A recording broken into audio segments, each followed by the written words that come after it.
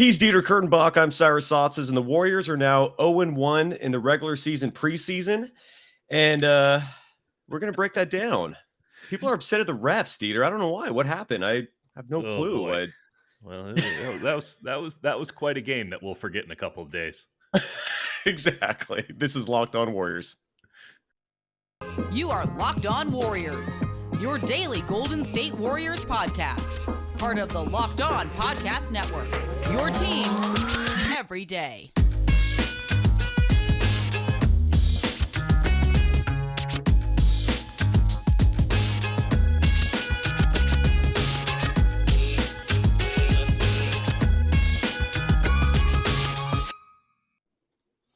Thank you for making Locked On. That's our new open. Just Thanks kept for making going. Locked On forever and ever. Yeah, I just sit back and dance. Thanks for making Locked On Warriors your first listen every day. We're free and available wherever you get podcasts. And today's show is brought to you by BetOnline. BetOnline has you covered this season with more props, odds, and lines than ever before. BetOnline, where the game starts. Dieter, I did an emergency pod on Saturday when we heard about the Wiseman news. So I did enough talking for 3 shows. Give us your breakdown on the Spurs game and your Wiseman thoughts, just because that's still fresh. The Wiseman thing, let's start with that. The Warriors aren't missing anything this year except for progress, right? Like the Warriors aren't. I did love some of the takeaways of like Wiseman's out. It's like Wiseman's never been in, so how can he really be out? Right. But this is about as poorly as a 2-year period could possibly go. I know that some people look at it. I know that you've brought it up. It's not to be totally dismissed, but we're right up on it. The 30-something games he played last year, those didn't go well. Like, those were not a resounding success. We were really, really stretching to find positives. And we extrapolated a lot of small things that we thought were positive into this larger narrative because there was nothing else to do, and we didn't want to crap all over a 19-year-old kid. Totally understandable. He can't legally drink. I don't go in and say that he's a bust until he can legally drink, and honestly, beyond that. That's just a good rule of thumb. Next week. That's when he can drink. Yeah, well, yeah. Through 2 seasons, this has gone as poorly as it could possibly go. The knee injury thing is deeply concerning. I'm not going to lie. The first thing that came into my head when this came up again was Greg Oden. And oh no! What do you want me to say? I mean, it's just I know it's okay. I get it. It hurts. I know, and no I pun hope intended. that proves to be incorrect. But right now, everything has trended that way. And let's be clear about something here with Greg Oden. He's remembered for being a bust. He's remembered for being constantly injured. Hell, you looked at him and you thought, how is that guy 20 years old in the first place? But Greg Oden, 4 spurts. I mean, he had a 40-year-old's face and a 50-year-old's body when he came into the league. But Greg Unless you've seen the naked pictures. Unless you've seen the naked pics, which I really wish I did not, but those did leak out. And I digress. I digress. Okay. Yes, they do. Yeah, that is a serious digression. He went Brett Favre. Yeah. I started to totally throw you off there, but you continue on, please. Apparently the photos would too, but yes. He for spurts was spectacular. He for spurts was a really, really good player. The problem was it was spurts, not stretches, and stretches need to turn into seasons. And Wiseman hasn't even had that. Like I would argue that Wiseman is yet to have a spurt. Now, there is a lot longer of a runway here. There have been moments into spurts, spurts into stretches, stretches into seasons. But 2 years in, and it's no good. Now, silver lining. He wasn't going to provide anything for the Warriors this year. The margins, in my opinion, were too thin for the remainder of this regular season, and then certainly in the playoffs, for him to be getting any minutes that weren't just mop-up. And so you're not really losing anything in terms of making an NBA impact, helping the Golden State Warriors. You are losing his ability to get better and build up some confidence against G Leaguers, which I thought was going to be a really good situation for him because he just needed to play basketball, and it could happen down there in a space that was safe. I mean, legitimately, it's to say he can mess up. No one's really going to notice. We were kind of done with the whole dissecting every James Wiseman move after about 2 games.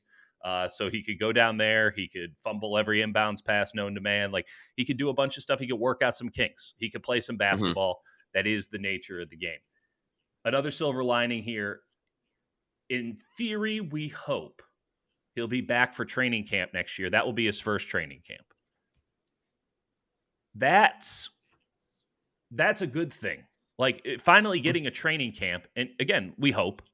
Yes. But finally getting a training camp, now we can really start the clock. It feels unfair. Hopefully he's back for Summer League because he should be playing in Summer League. He'll be the oldest person there in terms of NBA experience, quote unquote. And he should wreck, just like in the G League, and get his confidence up. Summer League, training camp, if he can do those things, this thing can get back on track. It really can. Now, where that ultimately takes him, who is to say? Will he be viewed as a bust? He very well could be, even if things get way better from here. I mean, we're at the very bottom right now. There's a long way to go before we get to, hey, not a bad guy in terms of NBA player. Good guy in all other areas. But there's... Yeah, this is about as bad as it could possibly have gone. So that's bad. Let's talk about the Spurs game. And I'm with you, by the way. I say let's wait a year before we start even discussing the word bust. I really we have to don't get to the want point to where even... we're talking about a second contract. We're not even at the end of next year. We will be. Right? Yeah, I say give him one more year. Jordan Poole, we're now talking about his second contract. That's important. Now we can start evaluating. Once you have to actually evaluate him on do we keep him or not, we're there. But James Wiseman is in no threat to be cut at any juncture. He was the number 2 overall pick. So next year we'll find out, do the Warriors keep him or not? Because those options are very, very heavy and extremely punitive based on the luxury tax. Now, the environment could be very different by the time we get into that. And that's kind of where I want to go with this Spurs game. Jordan Poole is good. Yeah, the Warriors really were, Draymond Green decided that he didn't really want to be part of the proceedings. Given the game to that point, I can't blame him. That was a very poorly officiated game through and through. I'm not sure who it favored. All I know is that it wasn't a good look for anyone involved. And always trust your gut, kids, because when I first saw the starting lineups, they hand out a sheet at Chase Center, and it has the 3 referees. And I saw the 3, and I went, "Oh boy, this ought to be a good one." And I didn't tweet it out because, there's somewhat of a stigma to that. You don't want to set people up. You don't want to prime people. I'm also giving myself too much credit and thinking that I can affect anyone's thought process. But I'm just like, I don't like to bitch about refs in general. But that was let me put it to you this way: none of those 3 people are going to be working NBA Finals games. That's for damn sure. And do the last 2-minute nonsense, whatever. It was 2 really weird calls. The foul on Wiggins with 3 seconds left was silly. Like, what was that? I mean, Greg Popovich is standing right there, and he was confused. Like, it wasn't a foul. The over the back was technically accurate, but situationally ridiculous. It was a nitpick, and you don't nitpick at the end of the game. So I'm with you on that. It wasn't so it wasn't like there wasn't a clear advantage. If anything, you could argue it was a flop. Both guys were wrestling. Both guys were committing fouls against each other. In that situation, with the ball where it was, you just let it go. And but it was a quick whistle and a soft whistle all game. So in many ways, you can't blame it. I mean, the second tech on Draymond was preposterous. Now, Draymond was asking for it and would have gotten it eventually, but the way that it happened was ridiculous. It was soft. It was embarrassing for the referees, the vast majority of which I will defend tooth and nail because that is a terrible job, and the majority of them are incredible at what it is they do. But Kogut is soft and really likes to insert himself into the game. We know Ed Malloy; he's got an entire history of that. He was yapping at Klay after the game. It was like, well, I was just going to mention that, and after we show build some love, no, I'm with you. The yapping at Klay to me was the most egregious. Just because if you're an official, you need to maintain professionalism. Yeah, and to sit there and bark back. And I don't know what Klay said, but it was short. And outside of insulting your mother, you don't come back like that. You just let it go and move on. That was just a really poor look. Maybe he just didn't have his Built Bar for the night. And he was hungry or hangry in this case, because it's that time of year. That's about as good of an explanation as we've gotten yet. I mean, Built Bar's got all these amazing flavors. They got the puffs. I mean, all he had to do was eat a Built Bar and the hangry would just go away. But nonetheless, look, Built Bars are amazing. I got my shipment. Dieter's talked about it being one of his favorite protein bars. They're all covered in 100% real chocolate. That includes the puffs. These are low-calorie, high-protein bars. Just to put it in perspective for you, your typical candy bar has 240 calories on average with 30 grams of sugar. A Built Bar, 130 calories, only 4 grams of sugar. That's nearly an eighth of the sugar. And sugar is toxic, folks. Yet Built Bars have 17 grams of protein. I think Dieter and I both agree cookies and cream are our favorite flavors, but they got a wide variety to choose from. And all you got to do is go to Built.com. I know, white chocolate. Get that white chocolate. Cookies and cream, yes. And I haven't tried that yet. I'm excited for it. And that's all you got to do. Just go to Built.com, use the promo code LOCKED15 and get 15% off your order. Again, that's LOCKED15. That's the promo code for 15% off at Built.com. You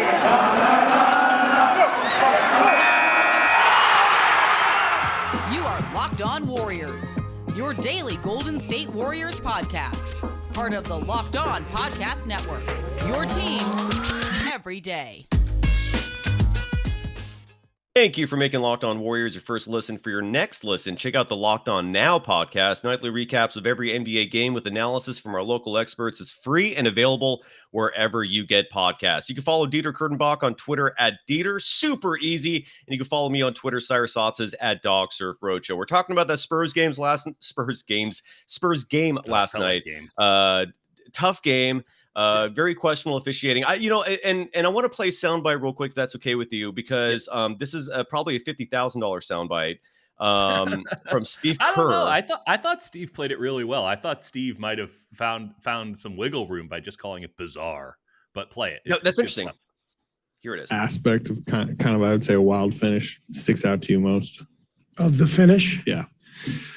I thought the 2 fouls at the end were bizarre fouls. I was watching the play when Wiggs got fouled. I guess they called the foul on Pirtle. I was shocked by that one, and then I was shocked by the one on the rebound. I don't know how those calls can be made. There has to be to call fouls in that situation. Both of them, one that went for us, one that went against us. I don't understand. I don't understand how we can decide the game based on plays that have nothing to do with the game. I mean, players are supposed to decide the game, and Wiggs had the ball, and it's up to him to, create a little space and get it out of traffic and get somebody a game-winning look.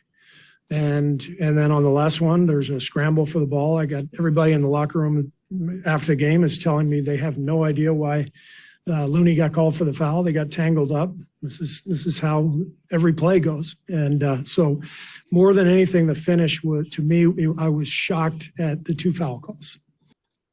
And there you go. Maybe 25,000, maybe 25. I don't think he gets away with that, though. I don't think he does. Yeah, you think he does? I think you're probably right, but I think that Steve, by calling it bizarre and not ever, I don't know if he ever made a specific judgment.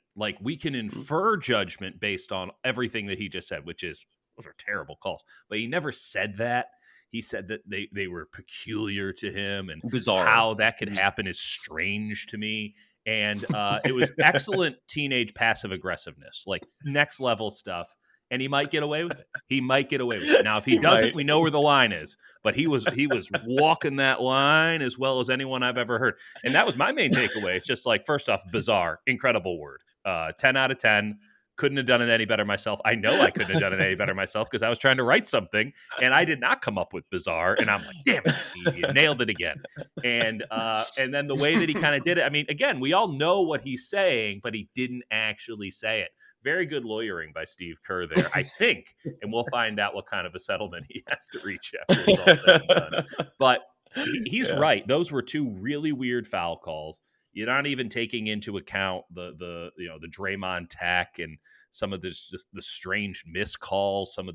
There was just no rhythm to that game. That's natural with the Spurs, but the referees only compounded the issue. Whenever the Warriors would get on a run, there just seemed to be some weird thing. It should also be noted that Steve had a horrendous challenge call in that game, and it's the first one that I've ever seen double backfire.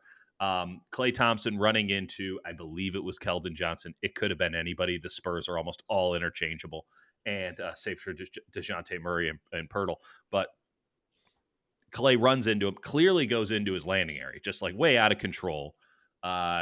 Hip checks him, not much. It was a bit of a flop on top of it, but like Klay was not in the right on that play. And Klay's begging, like, hey, you got to review that. Steve was looking right at it. It was literally like right across the court from him. He couldn't have had a clearer view.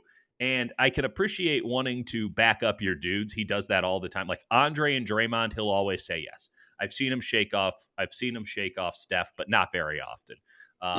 Like he'll trust his veterans in that spot. But that was a really bad challenge because then they came in and they're like, oh no, actually that's a flagrant one because you were way in the landing space and we just had a common foul, but now it's a flagrant one. So that was a point right there for free for the Spurs. Now, Steve has been on a pretty good heater of bad challenge calls, and maybe they need to reevaluate what it is they're doing because Draymond has gotten a couple wrong in a row. Andre doesn't exist, so who's to say what he's doing? He can't seem to get it right with Steph when it comes to the challenge calls, and then that Klay one, he needs to have the wherewithal to just say no. And, he could have used that challenge call later in the game, and ultimately, my feeling on challenges, and I don't know if you agree with me with this or not, but I feel like you should just not even think about it until late in the fourth quarter. I feel like the end of the game is always where these calls can go against you. Just hold back, man. Like it just doesn't seem to make much sense. Yeah, I forget the specifics on when you can no longer use a challenge, but I would. Oh, is there? Well, yeah, whatever that time limit is, or the other thing is maybe add or maybe make it so a coach has one challenge per half. I don't know if they'll ever implement a rule change like that. So then slow. There's too many plays. Yeah, it would slow things up. Honestly, I would prefer to almost just get rid of the challenge. It's painful when you're in the arena. It can be. It can be. The refs are just making sure the cameras are on them for like 3 minutes. Hey, families, look at us, right? It's just ridiculous. I have personally come the whole other way. So like, there's that old axiom: never let perfect get in the way of good. And officiating is a fantastic adage. An inherently subjective gig, right? You have to be in the right place. You have to make the right decision. And we see this all the time in the Premier League and international soccer, VAR, video assisted replay, just kind of ruining games and ruining the emotions of games. And I understand that these are all billion-dollar industries, but like they're also ball games. Like there's going to be bad calls. There's going to be situations that are unfair. And I just don't think that necessarily we should be litigating everything down to microseconds and millimeters. Like it's just. I'm with you, man. I'm not advocating for adding a challenge, but tennis to me, I don't know why. Yeah, it was bad challenging. I don't know why what they do in tennis they can't apply. I mean, it's a complicated question, but the tennis system talking about is the fantastic. Sky Judge. I've advocated it's amazing. for Sky Judge in football in and for out. a long time. Yeah, they got the Hawkeye though. But that's also a static court. That's a whole other thing, and there's not as much traffic on it. If they could ever nail that with other sports, though. Let's first talk about the best betting website on the planet. Yes, let's do that. And then I want to talk about Wiggins, and you also brought up Iguodala. Like, I mean, you're probably not going to have an answer for that, but I am going to ask in one of the upcoming press conferences. I can get questions in a lot easier when the team is on the road because then the Zoom questions are being answered more often. Yeah, I'm going to wait until the road trip. Zoom then. So exactly. So that's where when I wait because when they're at home, everyone's there. They're not going to Zoom for answering questions. But I don't know why no one's asking about Iguodala yet. Like, when are we going to see? Now's the time to start getting him ramped up. The issue is that it's consistently asked. Like that is a go-to question in pregame press conferences. And the problem is there's no update. There's no answer. There's no extrapolation because there's nothing to extrapolate. Like, oh, he's doing this and that. And so we're thinking this and that. It's just like, nope, no timetable. Do we even know What what it is? It's just his back? Is that what the issue is? Is it a knee? Like, I don't he even know what the old? injury is. I mean, I don't know how to put it any other way. Senility? Like, is that what we're referring General to? age. I mean, I wonder if you could bet on that. When was Andre Iguodala ever going to play again? And if you could bet anywhere, it would be BetOnline. It's that time Agreed. of year again. March Madness just finished the first 2 rounds, and you could bet on the Sweet 16, which is coming up. From all the latest odds, contests, and player props, BetOnline.net is the #1 source for all your sports betting needs and information. BetOnline remains the best spot for all of your sports scores, podcasts, and news this season. And it's not just basketball. BetOnline is your continued source for all your sporting wagering information needs, including live betting and your favorite Vegas casino games. Head to the website today or use your mobile device to learn more about the trends in action. BetOnline, where the game starts. You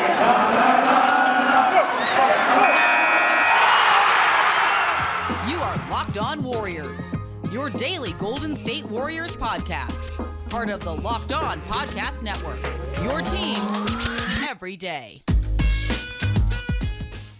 Thank you for making Locked On Warriors your first listen every day. We're free and available wherever you get podcasts. Wiggins, to me, is a great topic to bring up simply because he's forgotten how to shoot free throws. I almost wish Rick Barry would go down there and teach him how to shoot underhanded, because I don't see any way of salvaging that.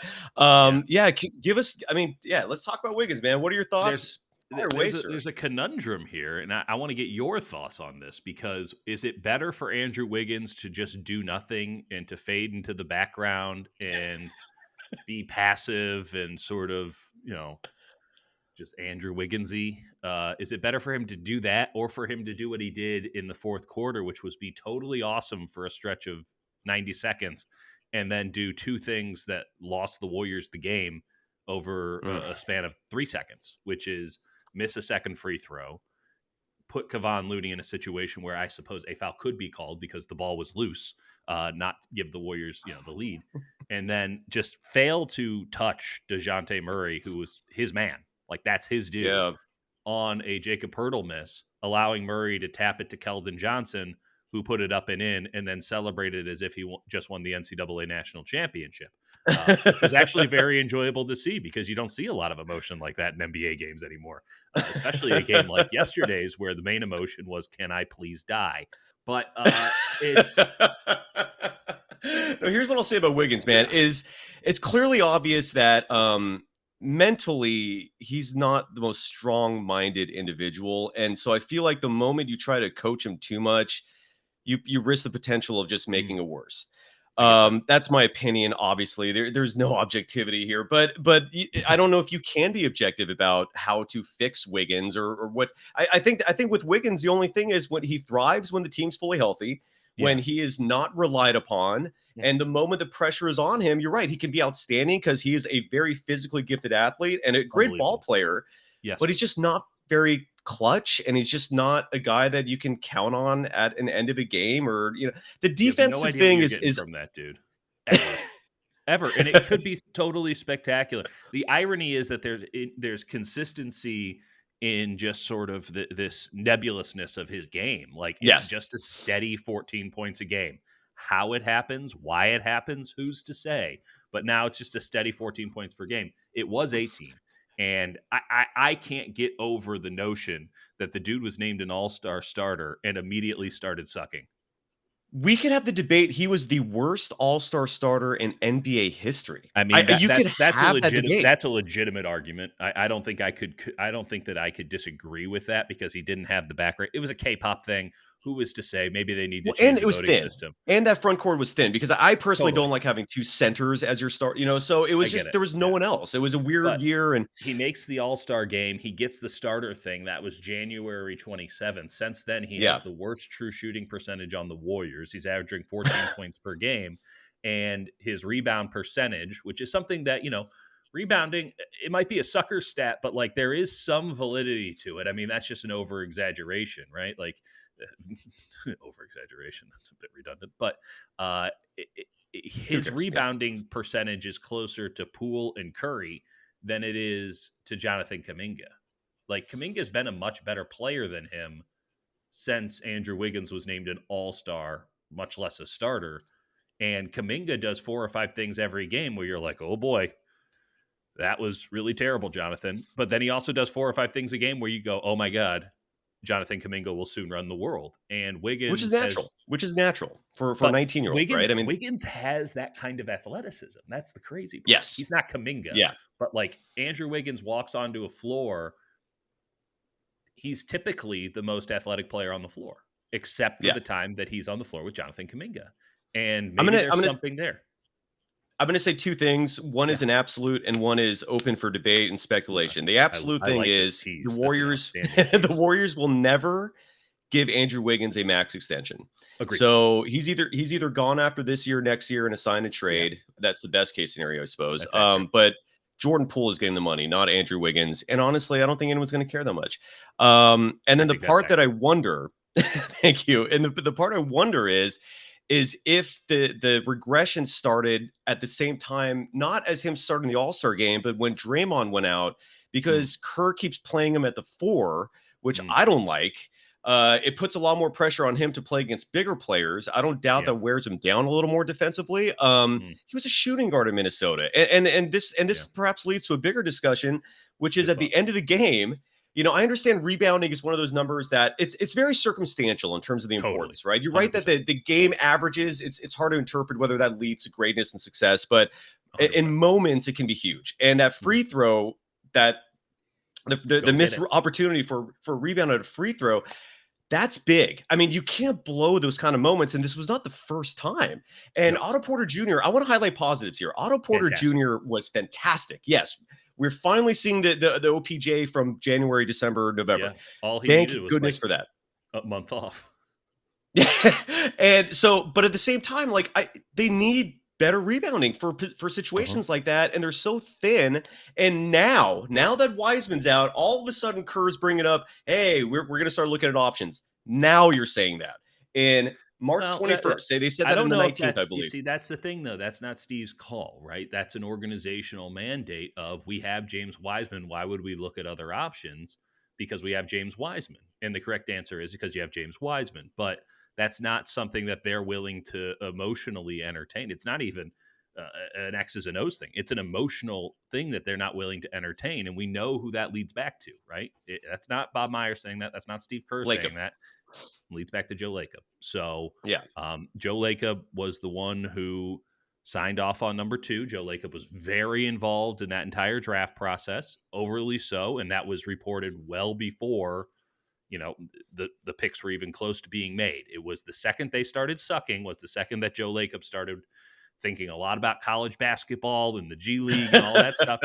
He got really involved. He had his hands on everything. We saw this moment in the past draft where, you know, Lacob's the one pumping his fist when Kuminga's there and stuff. And by the way, he had a lot of things to say. You know, he was big on Kuminga going into the draft. That worked Good out. for you. He was also big on Duarte. It's such a shame that I feel like Duarte would have been such a huge difference for him. I love nothing against him, but yeah, I love Moses Moody too. But Kruger brought that up on Friday. How Lacob's poker face just doesn't exist, and how he showed such dismay when Duarte was picked by the Pacers a pick before.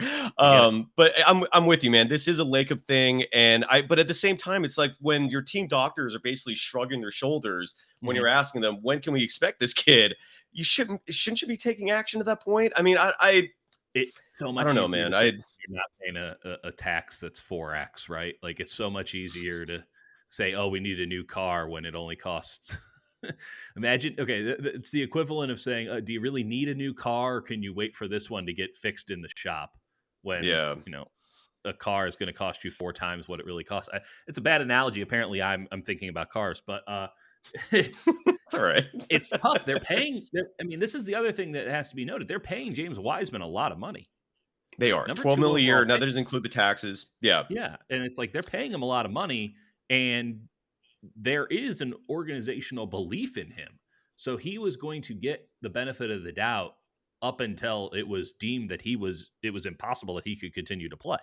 And he will continue to get that benefit of the doubt because they are all the way in. This is a sunk cost through and through to this point. Now, that can easily change. Again, not saying that he's a bust or anything like that. It is just trending towards bustum. And at this point, you can't get anything for him. I mean, they tried at the trade deadline. No one's interested. No one was interested. And now it's obvious, but in the moment I was getting blasted when I'm like, nobody's interested. Like, what do you want me to tell you? Like, Well, those are the nobody. ignorant masses who are blasting you because you can't trade him, but you got to get decent value for him. He was a number 2 pick. You can't just give him away for nothing. Right, Maybe at midpoint next year, if he's still doing what he's doing really now hope or not that none showing of those up. people play the stock market because they would be Yeah, they're- consistently losing a tremendous amount of money. But maybe this stock can boom. Maybe this is somebody who can be a JaVale McGee type or beyond. Maybe he can be a DeAndre Ayton type. Big men take a lot longer to figure out. And James Wiseman, if there's one thing he is still to this day, it's exceptionally young. So he's obviously bigger. There's a lot of stuff going on there. But they were not going to explore options until it was deemed impossible that James Wiseman could fill the role that was needed. And at this point, yeah, they're in a bit of a conundrum. But they were not in a position to be accruing assets and contingency plans with the way that the money has to be tossed around. And that's not to and what the shame validate cheapness, but it's not good. No, and look, I'm not accusing the Warriors of being cheap, but I'm accusing them of just making mistakes because last year they spent $80 million approximately on Kelly Oubre Jr., including all the taxes. And they promised that they would never make that mistake again. Well, here's the thing. Last year, it didn't take a bright mind to realize you're not winning a championship, right? I understood they brought Oubre in because they saw a long-term future with him. And then when they actually played him, they're like, oh boy, this isn't going to work. Right. But now that you have a team that could win a championship, now you're getting frugal. It's like pick the right year to make these decisions, Like I don't know, man. And on top of that, Cyrus, people are scrambling. People don't understand what the world is these days. I mean, everything shuts down everyone thought everything was going to shut down for 4 weeks. Then it was 8 weeks. Then it turned out to be 8 months. Then it turned out to be a year and a half. Then it turned out to be no one knows. And now everything is upside down. Supply side economics are just not working it's just no one knows what is and what isn't. And it has shown some interesting character, right? Like I think that everyone had to have their true character shown, and certainly in the aftermath, this is true character. And I think Joe Lacob's a bit of a swashbuckler, and that can work to your advantage. But when you swashbuckle and checks are due, you learn lessons the hard way. And I think he learned the lesson the hard way with Kelly Oubre, which is just go for it, keep going. And then the bills came due, and he's like, I have made a terrible mistake. My God, this money is coming out of my pocket. And now he's overly cautious on that end. And which is not, by the way, what Myers is saying. I mean, this is where Myers comes out and said, I'm the one who made this decision. Yeah, that's what Bob gets paid millions of dollars to do. Yeah, exactly. There's no luxury tax. I understand that. He's a human meat shield. Yes, no, I fully understand that, and ultimately, I guess I can't really get quiet on this much. First of all, look, you and I are in different positions. You see the team a lot more than I do, so I can understand your balancing act in terms of trying to maintain proper relations and not have the entire Warriors organization hate you to death. I have less concern of that, although they shouldn't. I hope that's not how they actually act and feel. The irony of this is you deeply care about how the Golden State Warriors see you, whereas I don't actually give a damn. and yet I'm the one trying to make sure that people still like me, and you're the one who is just out here bashing left and right. And it's very oxymoron. It's just strange. How did we get ourselves into these positions? It's I guess my fault as a human being is staying calm when I see ignorance, and I'm not saying that's what the Warriors are doing, but I don't think that's a fault. But what I'm saying is I'm seeing them doing things that just are so blatantly wrong, and it's just hard for me to just keep my mouth shut in the process. Think of the content that they're creating. We just got 10 minutes of a podcast done because these guys couldn't realize that James Wiseman wasn't going to help them. And by the way, all they had to do was ask their head coach, hey, are you going to play James Wiseman if he comes back? Hell no. That was it. By the way, don't forget, Steve Kerr wrestled a lot of control back in terms of how he handles his minutes, how he does his rotate, all that stuff. There used to be a lot more top to bottom synergy in that regard. And Steve was so worn out by last year and Oubre and Wiseman and trying to do the two timelines thing that this season, preseason, he just laid down the law. He's like, I'll change up some coaching staff. I'll do some things. But the buck stops with me when it comes to X's and O's and rotations and all that. It's me and Mike Brown and maybe Kenny, and we're going to ride. And that has remained steadfast. There has not been the kind of, top down, trickle down, hey, Joe would really like to see sort of thing. No, Steve's out there trying to win games, and Yeah. doesn't always work. Doesn't always have the personnel. He doesn't always make the best decisions, but he's at every game. He's trying to win it. Even the ones where they're out there trying to lose it because they've decided to leave Steph Curry in Memphis or something. So, or send him back to San Francisco. So now Bob is carrying most of the load of Joe. He gets most of the Joe stuff. It trickled down, and now Bob had to kind of put the kibosh. Because, by the way, Bob doesn't have that much to do. This roster is pretty solid and set. Not who knows what it is, but there's just not a lot of wiggle room, right? He's making all these phone calls during the trade deadline. Everyone's like, what can you do for me? I can't do anything for you, but what can you do for me? Well, this isn't really a trade, is it? So now he has to handle a lot of the Joe energy, and I don't envy him in that regard. By the way, Joe Lacob, best thing that ever happened to the Golden State Warriors outside of Steph No Curry. doubt. And I do need to add to that. I still love Lacob and Gruber. I mean, Gruber doesn't get enough mention. I know he's like the silent other half of that, but he's the smarter of the two owners that he doesn't insert himself in. And I'm not calling for Myers' head, and I'm certainly not calling for Kerr's head. I think that was lunacy that was going on a month back when people were criticizing that much. But I do think there could have been smarter decisions made here, and this would not be an entertaining podcast if we didn't bring that stuff up. It would be a lot more fun, but it wouldn't be as entertaining. I guess let's leave it here if you don't mind. You don't want to talk about the Orlando Magic? Is that tonight or tomorrow? I thought that was tomorrow. Is it tonight? But I'm working my way up. That's right. It's such a big game that I'm emotionally preparing myself today. Well, I wanted to ask you, do you think with 11 games to go, and I call this the regular season preseason because I don't think Dub Nation should be emotionally invested in these remaining games. Like the playoff seeding thing is so secondary to Klay and Dre regaining their form and conditioning, and the young players, especially Jordan Poole and Kuminga, developing. Hopefully we see Moody again soon. But do you imagine if we held the third highest paid player to any sort of a standard during this and Wiggins. Do you think the Warriors? No, I was like, do you think the Warriors add a big? Like, do they make any moves, or is this the roster we're going to see when the postseason starts? This is the roster you're going to see when the postseason starts, because I agree. They will. I think what will happen is it's really tricky right now because Moody's not in and you don't have Iguodala. Like, I don't think that Moody's necessarily going to be part of the rotation. I think he'll actually get cut off unless Iguodala is still injured, in which case then he's kind of the last guy in, because you're going to go to 9 men at the absolute most for the playoffs. You're going to rock 25 to 30 minutes with Kavan, and Draymond will be up at 35 a game, close to 40. And a lot of those minutes are going to be at center. And the Warriors know we all have this skewed perception. We have to think back to the early days of the Warriors dynasty. The Kevin Durant days, they were so abundant that we didn't actually understand that there were ways that they could lose. There really was no way that they could lose other than get injured. And in the early days, they were so far ahead of the curve that no one really knew how to counter them. And so the Warriors just got to play the same hit over and over and over again. It was like Old Town Road. It just never went away, and no one knew how to get rid of it. And eventually it faded. But, it had a real good run. They have ways they can lose. There are ways you can attack these Golden State Warriors and beat them with Steph Curry, with Klay Thompson, with Draymond Green, all that. But Draymond is still the center of this team during winning time. And Kevon Looney is going to be the guy who gives you those center minutes. They know that their best basketball is small. And small can include Otto Porter at the 4 or at the 5, but they feel comfortable with having to if they have to find 5 minutes, 7 minutes. Because again, now we're talking about, small periods of time. It's honestly 3 or 4 minutes if we're being real about it during the playoffs.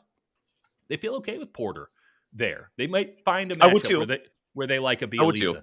And by the way, they feel comfortable with the Kuminga there too, because much like last year, we have to keep in mind last year, they had one kind of smoke for the end of the season. And it worked, which was small ball, spacing the floor, 5 out, Steph Curry, chuck. And with Poole and Klay and Steph on the floor, with Draymond at the 5, and then whomever at the 4, and it's, again, laughable that the third highest paid player on the team, is not just a guarantee to be that 4. They're going to play 5 out. They are going to concede points to centers, run everybody else off the floor. It's honestly a reason that I would want to play Utah in the first round more than anybody else. They have no perimeter defense, and Rudy Gobert wouldn't be playable for Utah, so they're worthless. And why I don't want to face Dallas, because they're doing the exact same thing, except they have Luka, who's one of those dudes who can just get buckets in bunches. In half. I'd still rather have Dallas and Denver in the playoffs, though. But I'm with you on that. It's not going to be easy. That's a conversation, different day. Yeah. My point is, I can't think of a guy who is going to in any way affect this squad positively come playoff time. So even if they were to add somebody, it would probably just be a developmental guy because they need to steal some minutes over these last 11 games. And by the time that person gets in and figured out, because they're not coming on this road trip, by the time that happens, it's not worth the time. So I'm going to go with that. Yeah. Yeah, and honestly, the only player out there that would excite me is Marcus Gasol, but he seems committed to his Spanish team. They're definitely not going to buy him out of FC Barcelona and bring him over, so that it's just way too much too late. They have to find some continuity with somebody here. Adding somebody else into the mix, that's a whole other problem that they don't need to deal with. And Mwagbe, and I don't know how to pronounce his name, so apologies in advance for that. But I'm hearing his name, and maybe he could come in and eat some minutes, but in all likelihood, it's going to stay the same. I will say this, and this I am very confident in saying. If this Warriors team is healthy, if we have, and you go back to the 2014, 2015 season, right? Even though teams have caught up, if Steph and Klay are still healthy and shooting the same way they were in those years, if this roster's healthy, and that includes Iguodala. I mean, I know he's old, but when he plays, he still makes a positive impact. I still consider this team the favorite to win the World Championship, but these are a lot of ifs now. Oh, yeah. If they're healthy. If the December Warriors, we can't forget that team, man. They were the best team in the NBA. Play on it. I get it. But that was different environment, different circumstances. I can't call them the favorite. I can call them a contender for sure. I think Phoenix is a markedly better team. I'm in on Boston now, plus 1,100. Congrats on that, by the way. That's fine. That's another conversation for another day. But the favorite, no. Again, these are ifs. But if Klay is suddenly back to pre-injury Klay, if Draymond's healthy, if Iguodala is giving you 20 minutes a game, if Jordan Poole is hitting his shots and being consistent, I don't think anyone's beating him. If it all clicks for the Warriors, you're right. But the word that you used there, that was the one that was telling, was suddenly. If Klay suddenly 11 games, man. 11 games, buddy. Come on, get it together. Fingers crossed on that. It can happen. We've seen moments. Yeah, it's a huge if. My confidence is not where it was 2-3 months ago. That's for sure. And thanks for making. What's up? It's gonna be a fun playoffs, dude. And by that I mean excruciatingly painful. But here's the positive. But if the Warriors dominate that first round matchup, if they win that first round in 5 or 6, we're forgetting all of this. That's a big if too. You're right. Yeah, and we'll be here to break it down regardless. Thanks for making Locked On Warriors your first listen every day. Dieter will be back with me Wednesday. I have no idea who's joining me tomorrow, but I'm going to find someone. Now make your second listen. Locked On NBA, Locked On experts covering the biggest stories around the NBA every Monday through Friday in less than 30 minutes. It's free and available wherever you get podcasts, just like us. Dieter, my man, thank you, sir. You can follow Dieter Kurtenbach on Twitter at Dieter, me on Twitter at DogSurfRoadshow, and this program on Twitter at Locked On Dub. See you Wednesday, brother. Locked in.